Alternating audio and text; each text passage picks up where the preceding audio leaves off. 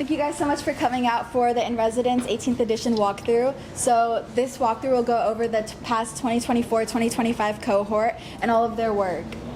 So we'll start walking down this hall if that's okay.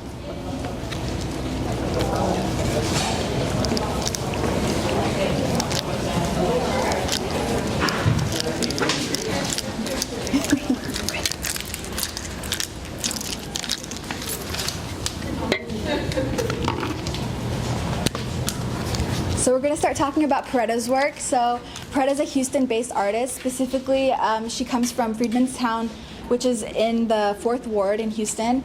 So her practice is always thinking about,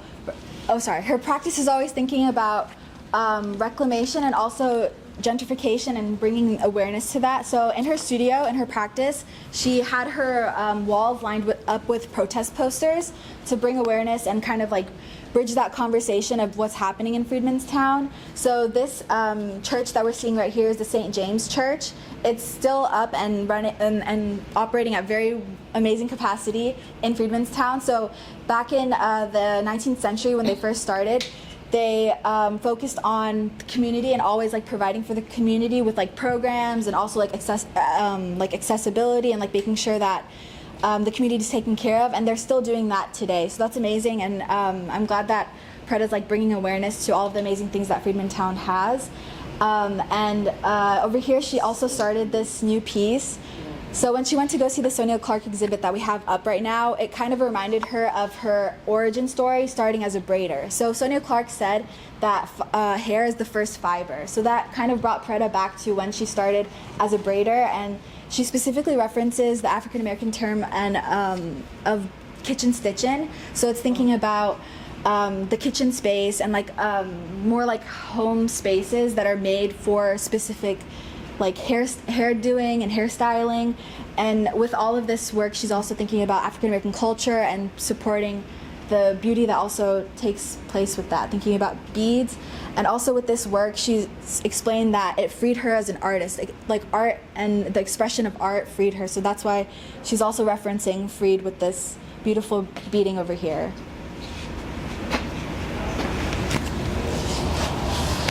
And then over here we have Atisha Fordyce's work. So Atisha is a Guyanese artist, and she's referencing specifically like the environment that she grew up in. So she grew up with a lot of like flora and fauna and a lot of family. So with this piece, it's specifically a portrait of her aunt and her cousin, and this was after like a Mother's Day celebration after church.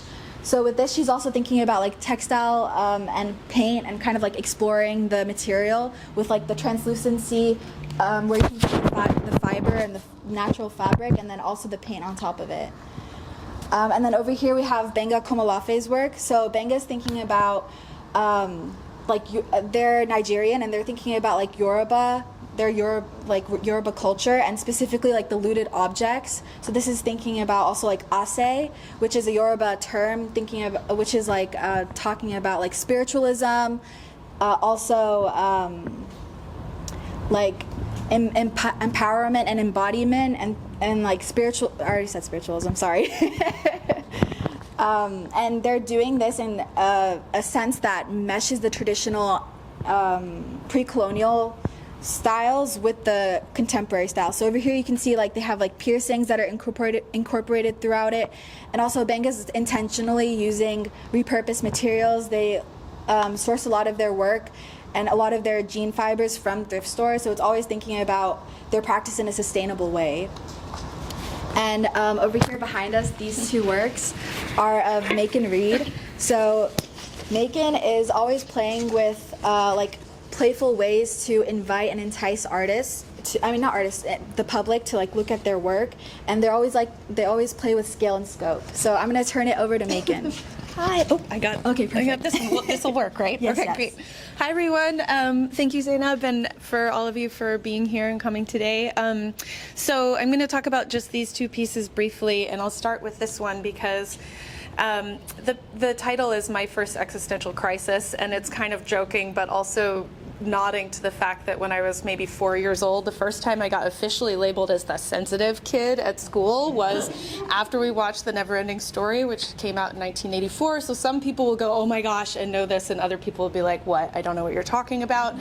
So for briefly, this film, even though it's like you look back at it and it's got, you know, it's not very fancy special effects. It's definitely like from a long time ago, and it doesn't necessarily hold up the same way now. But for my generation, it actually impacted a lot of us much more intensely than I think a lot of these kinds of movies do. And so the reason I'm still playing with these ideas now that I'm not 4 years old anymore is that there's this idea in the movie. What year was it? 1984. Yes. So I guess I saw it when I was 4, but it didn't come out. Anyway, I was in kindergarten.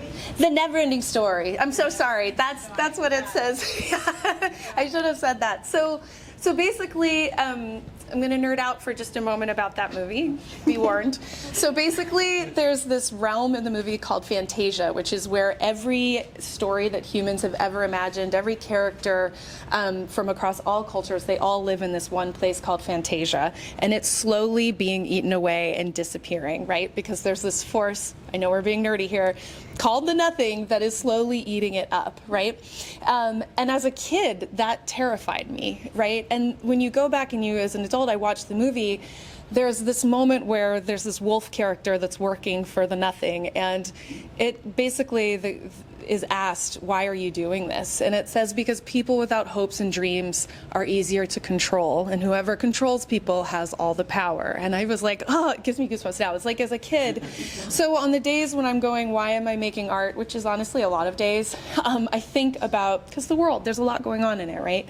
And I think about how important it is for us to actively use our imaginations, and how things like our phones, that's an easy one to point to, but all sorts of systems of holding power over each other are rooted in this sort of idea of not being able to imagine a different world and not using that. So I think about that when I talk to my students and I'm teaching art. I talk about this idea of fighting the Nothing. So this is kind of what that's nodding to. And I thought I'd talk about that before this one because they're definitely related.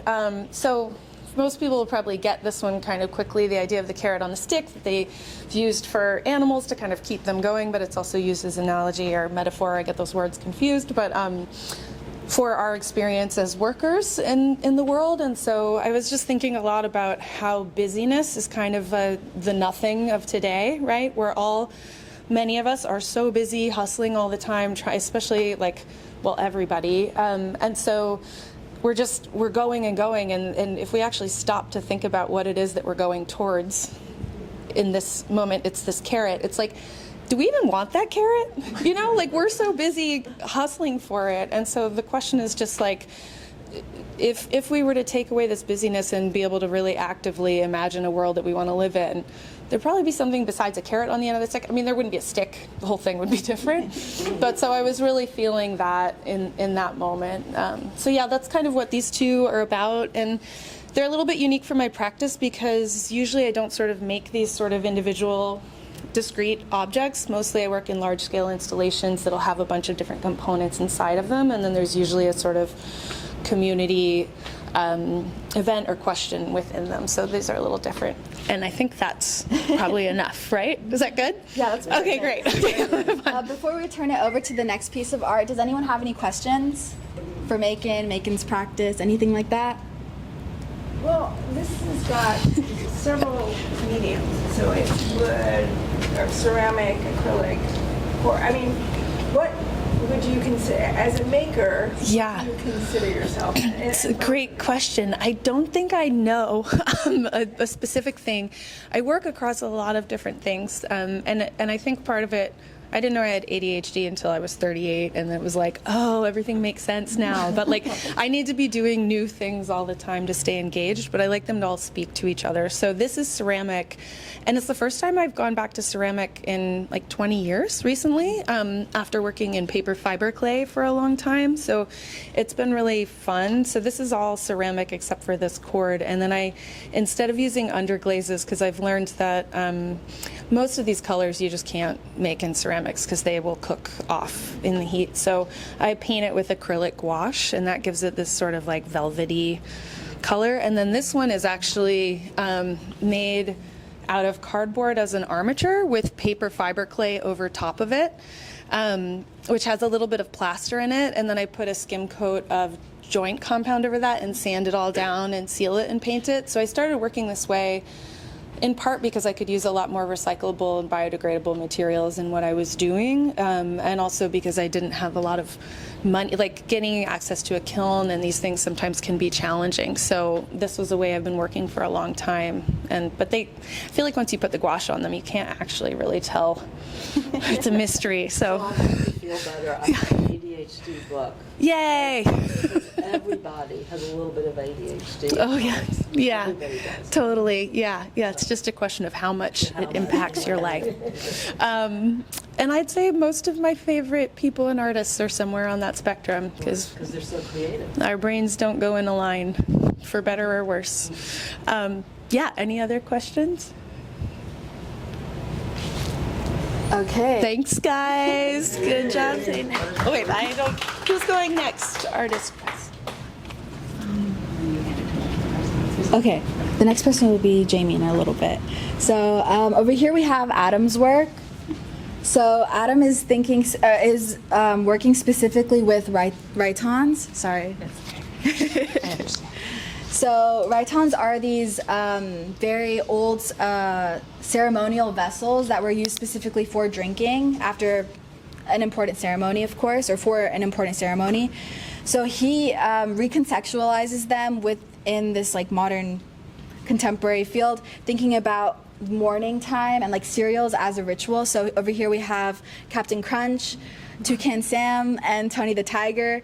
And so he's like thinking about, like morning rituals and also consumption and capitalistic culture and how these are all tied into our everyday, but we don't necessarily name them. And I feel like that ties in really well with also thinking about ceremonies. Like even though this is like an everyday thing for a lot of people, just to like pour their cereal, pour their milk, it's thinking about like that ritualisticness and how celebrated and also named that is. So also within his practice, in his studio, because this whole iteration, I apologize I didn't mention this sooner, is like kind of focused on the studio practice and how each artist used their space in like different ways and activated them in different ways.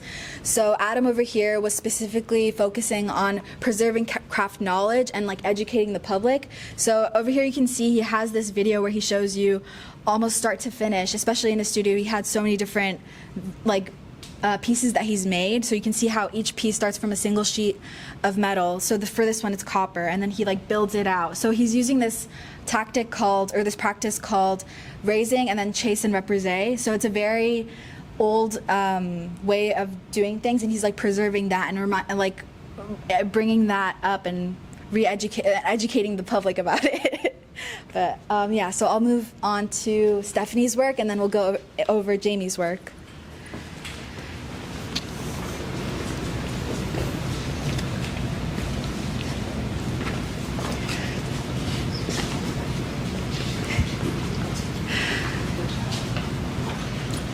So Stephanie was it was a collaboration for her residency with the Houston Center for Contemporary Craft and the Houston Center for Photography. So she has this practice that's based in photography and fiber. So what she does is she takes pictures of a lot of moments that particularly move her, and then from there she goes in with this punch needle embroidery with a very small, thin fibers, thin threads. Usually punch needle is done on like a larger scale, so over here this takes her hours. So for this specific piece, it was in Brooklyn she found it, and then it was a gated arch, but what she wanted to do was ungated. So what she's thinking about with this piece is the presidency, and this was before the election was really decided. So she was using this piece as a way of thinking about hope and the way that imagined futures can be. So this was before, when Kamala Harris was running, she was like thinking about the possibility of having a woman in power and thinking about matriarchy versus patriarchy. And then the news came and Trump got elected, so she spent the rest of the 100 hours that she was working, 100 plus hours that she was working on this piece to kind of work through that grief. And she specifically thinks about her practice as a professional and also her practice helping and serving underrepresented populations. So she was already having that idea that there would be lots of cuts to funding and accessibility and all of the important things that people need to feel that sense of community. So with this piece, she was taking a road trip down to Houston, and she was taking stops throughout Santa Fe, and she took pictures of these rocks. And with this, she was thinking about indigenous societies and how most of them are matriarchal. So she's kind of using that as a way to remind herself and kind of ground herself in the fact that a lot of successful societies are matriarchal, and it's kind of a way to help her work through all of that. And she's also playing with space within these two pieces, and this is called Women's Work. So she's also referencing, the Woman's Question, sorry. So she's referencing this, I believe, like this 18th century question of women and their space within domestic spaces and also public spaces, which is a very olden concept, but it's like thinking about like women's rights and property rights and everything like that. But yeah, so this was her way of kind of coping with everything. And then over here we have Jamie's work. So Jamie is thinking about environments and then holding memory, emotions, and magic. What do you call it? Magic realism? Magical survivalism. Magical survivalism. So yeah, I'll turn it over to Jamie. Hi. So this is kind of a conglomeration of my time here at the Craft Center. I'm pretty new to Houston. I'm about a year and a half in. I moved from Santa Fe, but was from the Bay Area. I've spent 20 years in the Bay Area. So there's a lot of Northern California influences, I think, in my work. And previous to the Craft Center, I mainly was known for making sculpture. And I started making design objects for certain design houses in LA. And then when I moved here, heard about this place through volunteering at the Garden. And the Garden has played a big part in my time here during the residency and this work. Sandy has taught me an immense amount about native plants. And I think about these species. I never thought I'd live in Texas. And then I come here, and this idea of magical survivalism, I feel like I'm in a magical realism here. Like the way, just the haziness and the speed of things, everything kind of feels like a dream state. So I applied to do this residency saying I wanted to make furniture activated by people. In the past, that's been with musicians, dancers, poets, healers, different galleries and museums. I didn't know what the heck that was going to mean when I got here. And I got here and saw, I felt like I was moving into a city that was rapidly changing, especially amongst artists, and finding space to work and safe space to work. So I thought, well, if this is a public-facing studio, on Saturdays, why wouldn't I open it up to build furniture for other artists to come in and have a safe place to work? No curriculum. I taught at Stanford, I taught at Berkeley, I have a history of teaching in institutions, but I thought, what if you strip away kind of the capitalist part of education and you just let people kind of through osmosis learn? So I started making furniture. You can see a picture here of a mother and daughter coming on a Saturday and working. I ended up having sometimes 10 people in the studios on Saturdays doing all different types of things. Meanwhile, kind of knowing that it was going to become this, that research was going to lead to something, but there was a trust in that collaboration and community. So what you're seeing here, this is essentially like a part of me. I consider this one room of me. And so all the wood that I use in my work has a provenance of being from a museum or an institution. So be it a crate, a pedestal, a podium. So all this wood was repurposed from exhibitions here, at the Manil, at other galleries in the city. So I have a stockpile of all this wood that has a history that would go to the dump, right? All of the painting, everything is repurposed. So the paintings are new. I haven't painted in 20 years. I didn't think coming to a craft residency would lead to me painting again, but learning to use the pigments from the flowers. And like this piece here is wood. Most people think my work is ceramic. I've been repurposing sawdust for years. Which piece is The sculpture right there. That's wood? That's wood. So, and it started with, I had a show in California, and there was a review in an art magazine that said everything was ceramic. And it's got me thinking, like, well, then anything can be anything, right? And so, like, these paintings, you can read the material list. It's like, it felt like I learned something being here and moving to Houston, just putting together the material list. Because it was like, oh, it's not just wood and acrylic anymore. It's like all the flowers from the garden, right? It's like, so I brought just I was like leaving the studio today. I was like, well, you can't see it, but like, you know, it's all recycled wood. This is all dried flower from the garden, right? So this then gets pumiced in a mortar and pestle, put into a compound that preserves it. And then that whole surface is flowers, right? It's sawdust from the making of this work. So everything is kind of one living life cycle, which I kind of saw as the collaboration with these individuals in the studio as well. So yeah, essentially it's one big organic system. Can you tell me about this vitrine? So the vitrine, like these treasures, so like I started collecting water here. So even the water I'm using for paint, I reverse osmosis the rainwater here. And I go to the bayou and I collect bayou water. And so it's like part of all of is in all of this work too. So the vitrine is essentially, when I had the studio, on the furniture, I'd have all these little treasures from the garden, from wherever I found them. So this idea of magical survivalism, I think about material right now as like, the world is what it is. So how do you assign value to things that maybe someone wouldn't see as value?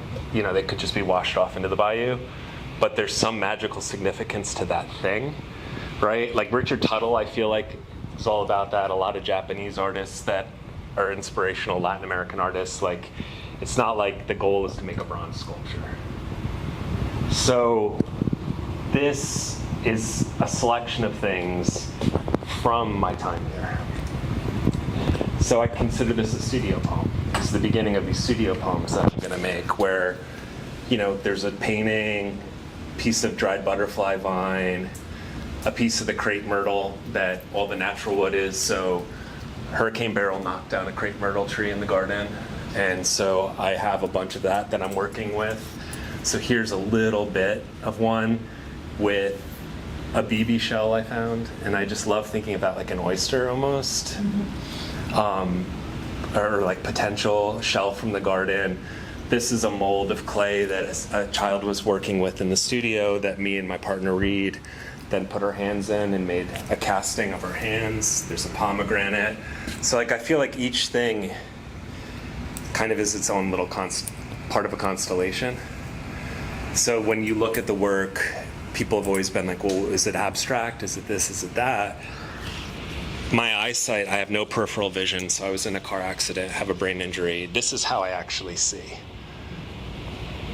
Things overlap, they don't have contours. And up until this residency, I'd been making these essentially four-dimensional paintings, and starting to make furniture, I realized, oh, an honest depiction of how I see in a painting would look like that. There's no illusion of space. So now there's this connection of actual space, illusion of space, and then things that aren't abstract at all, that are forms that are being sucked back into it. So yeah, feel free to ask any questions or look at any of the weird stuff. But yeah. So I have a question, Yeah. just because I didn't understand. You use the flowers and the vegetation for the texture, Yeah, Okay. so there'll be a piece of recycled canvas, right? and then gesso prep, Right. and then all of this, the dust, the The vegetation, sawdust, all the sort of organic Gets- material. gets into a big, and I grind it and grind it and grind it into that texture, Gotcha. or that texture. And then that gets coated and sealed, so it's archival. And then what starts happening is, as I'm laying flat paint on it, it almost like this thing started happening where I'm like, this looks like a linen, or it looks like a weaving, like it doesn't even. Whereas like that looks like ceramic, and there's just something to me thinking about. I think Sarah said it in a studio visit, like entombment. It's like what's underneath the surface, as much as it's about what's on the surface, which I think as a painting practice or sculpture practice, we're used to thinking of things on a surface level. And so it's like, I don't know, there's something about that, the idea of a ground, that I think is important. But none of the colors are from the pigment of the flower. Some are. Some are. So Yeah. some are ground for the color. And it's amazing, so I don't have any in there, but there are flowers that, like, some of them I dry, but then I found through some of them with a mortar and pestle, the whole flower dissolves into a liquid. Like the whole thing, there's no leaf left. It's incredible. And something that's purple will then leave you with this like murky brown, you know? And so a lot of them are very transparent. So I'll start with some of them, or then sometimes you'll see variations of color on top of things that might be that transparent, like almost like a watercolor on top of like a flash paint or something that's more opaque.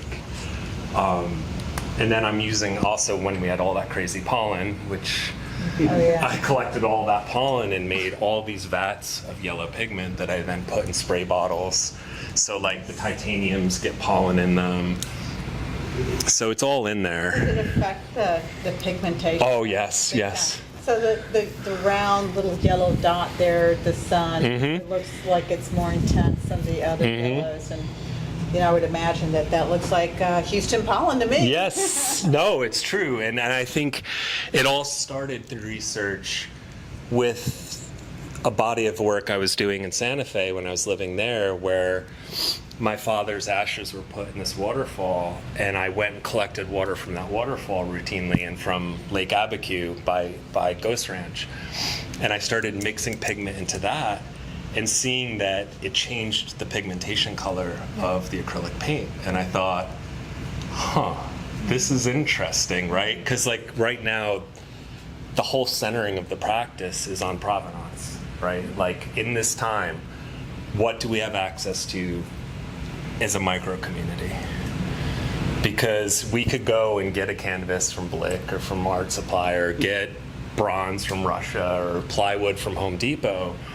But if we have to work harder to find that material, to me, the life that it had before and the life that it almost ended is really important. I feel like it's kind of what connects us all.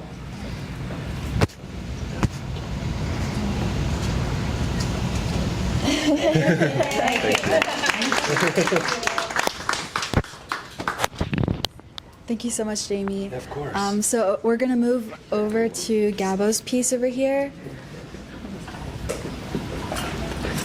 So Gabo's piece is specifically referencing,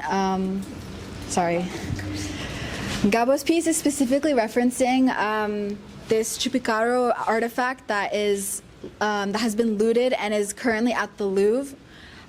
So this was located in her home ancestral grounds of Guanajuato. So she's thinking about like reclamation, reclaiming all of that history, and also having it for herself as well. So this is also thinking about like the motifs and the whole powerful being over here. She's called fertility goddess as a portal. So it's thinking about like also the sacredness of femininity.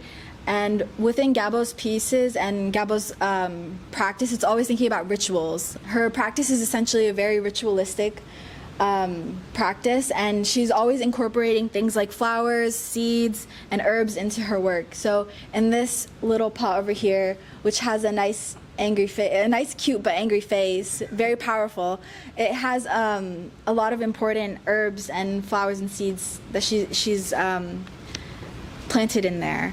So she's also referencing this term Nepantla, which is talking about like the in-betweenness. It's specifically referencing this Aztec term. It's an Aztec word, so it's thinking about multiple identities.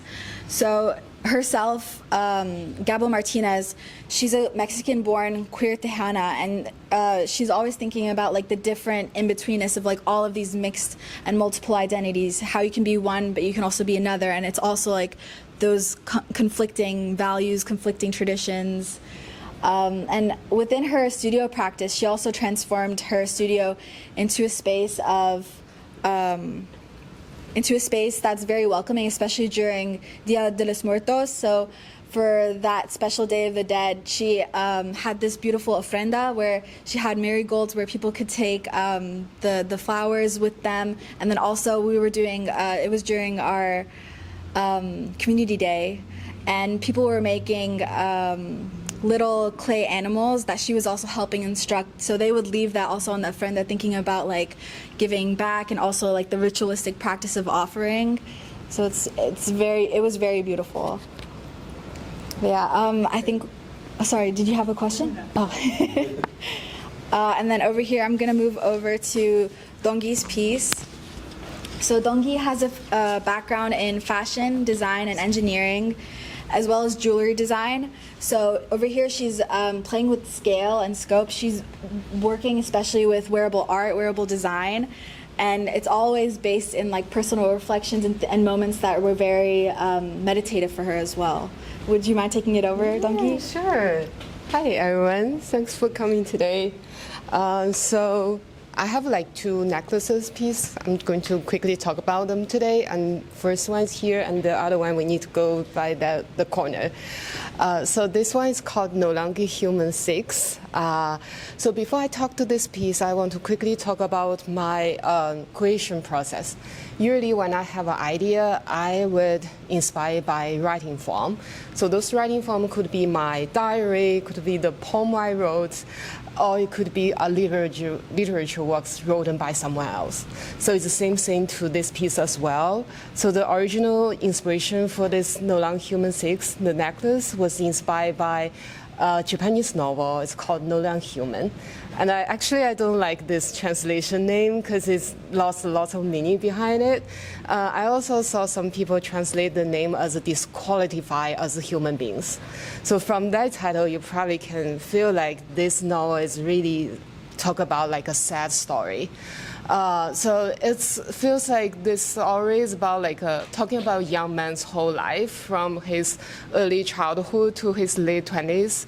And it was all pretty like despairing statement. So you can feel like he was alienated by egoism, by the society's egoism, and it makes him like hide behind a facade of human and cannot show true himself to others.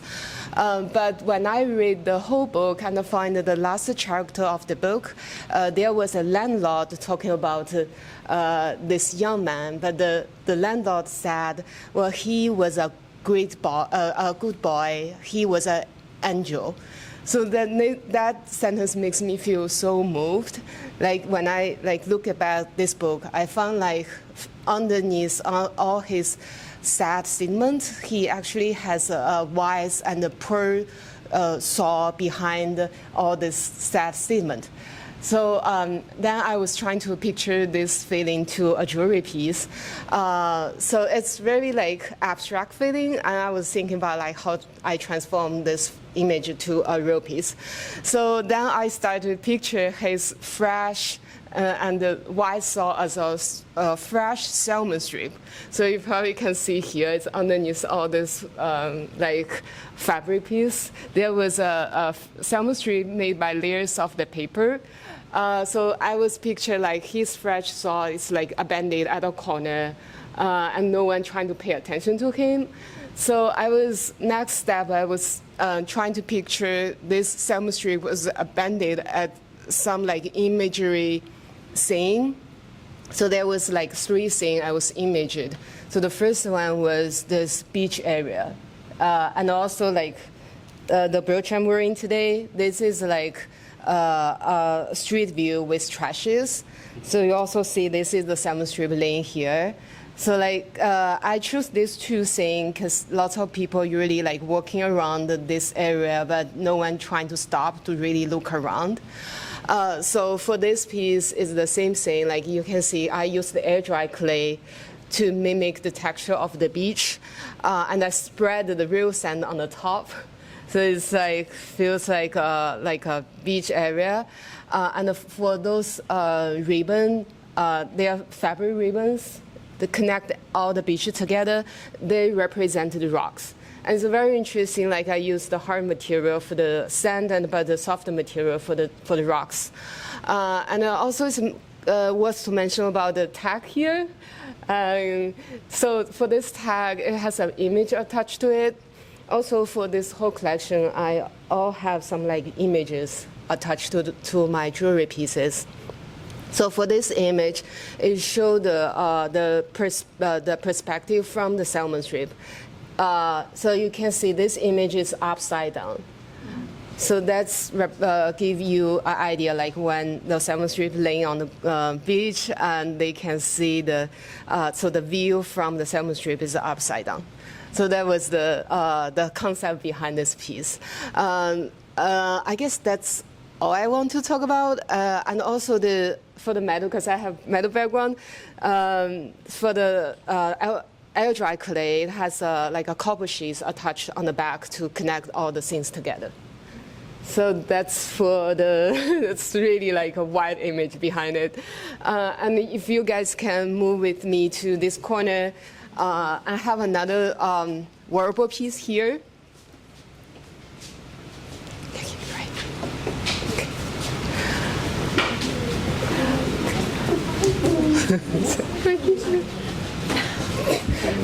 Okay, so for this one, this black necklace has a different concept to that necklace. It's called the Black in Dark 4. Yeah, thank you. So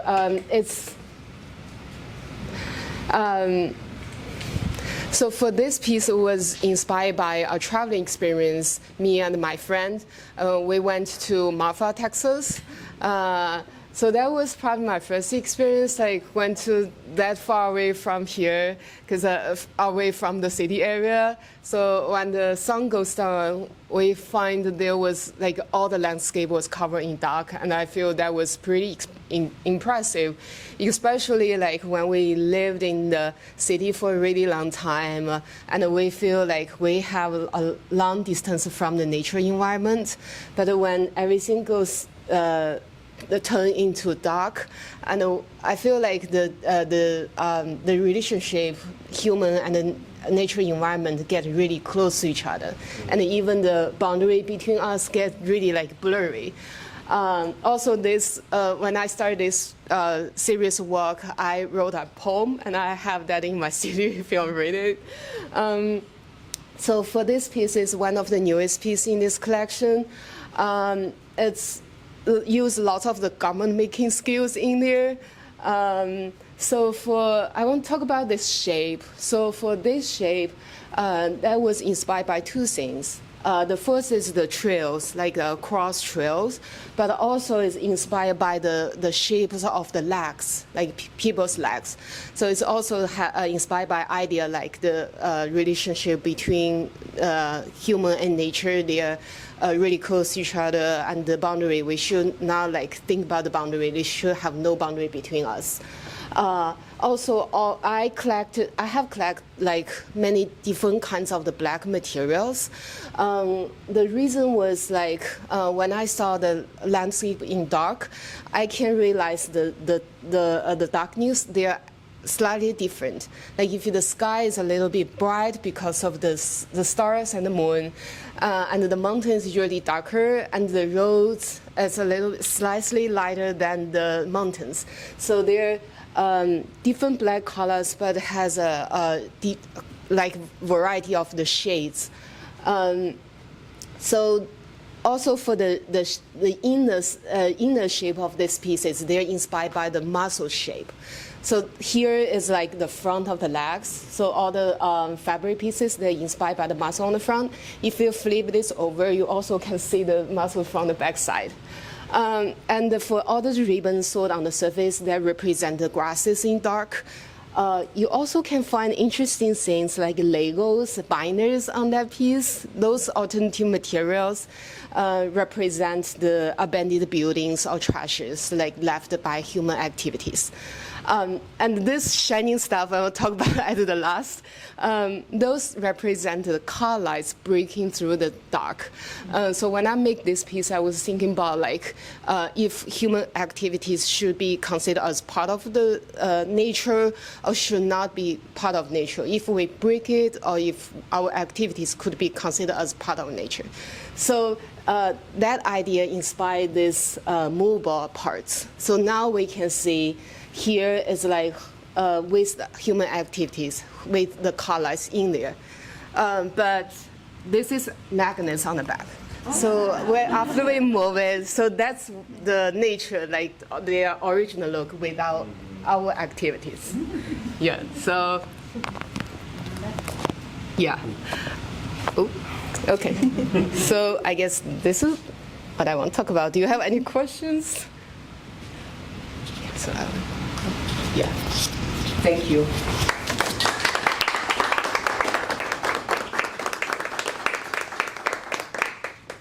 Thank you, Dongyi. So next we have Nela Garzón. Oh, should we talk about Pritika's work? Yeah. I don't know, so that people don't have to turn. Yeah. I appreciate you letting me. Sorry. So over here we have Pritika Vajgaria's work. So she's an Indian-born, Texas-based artist who's thinking about belonging, culture, and queer equity. Culture, and queer equity, as well as capitalistic consumption. So all of her work is based on yoga as a practice, and also like reclaiming and reappropriating that. So she gets all of these yoga mats that are donated, and then she starts painting on them. So she does this practice of like pushing painting and also textile, and she also incorporates like a lot of auntie saris, so those are also gifted to her, and then she plays around with the way that they're on the canvas and does a lot of this layering, and she's also thinking about like sensualness and also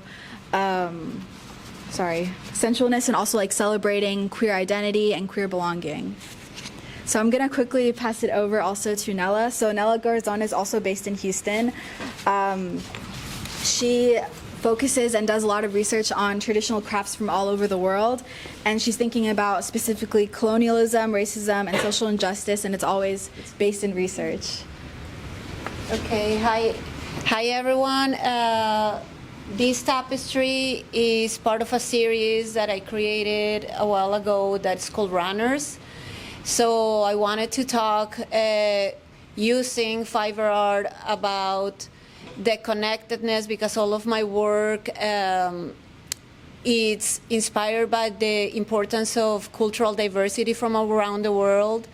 So I thought that by doing runners that are usually seen as connectors of spaces in a home, I could also talk about as the importance of immigrants and refugees from around the world as connectors between cultures. In Spanish, we know runners as caminos, so it's not only people who run, it's also trails and pathways. This piece sort of summarizes all of that series of works. It is called Deadly Trails, and it's the longest of the runners that I did. It's done using tufting technique. And I wanted to talk about those sort of established ideas about how migration might be negative to some people, and how important to me it is to talk about the loss of culture, that it's like the result of those statements of people given by like why migration should not happen, or what the reasons people have to migrate. So when I was trying to come up with this piece, I wanted that this piece would reflect that.